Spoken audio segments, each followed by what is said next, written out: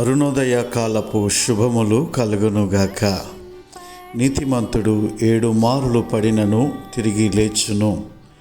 ఆపత్కాలమునందు భక్తిహీనులు కూలుదురు. సామెతల గ్రంథము 24వ అధ్యాయము 16వ వచనము.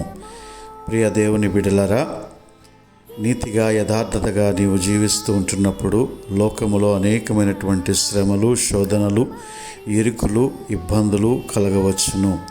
అయినను నీవు నిరుత్సాహపడక, నీరసించిపోక, సొమ్మసిల్లిపోక, నీవు విశ్వాసమును, నిరీక్షణను, నీతిని వదిలిపెట్టక నీవు జీవించినట్లయితే ప్రభువు నీతి అను తన దక్షిణ హస్తముతో నిన్ను ఆదుకుంటాడు. నీవు ధైర్యము కలిగి, నిబ్బరము కలిగి ముందుకు సాగిపో. ఆయన కృప నిన్ను విడిచిపోదు. God bless you. దేవుడి దినమంతయు నిన్ను దీవించునుగాక. ఆమెన్.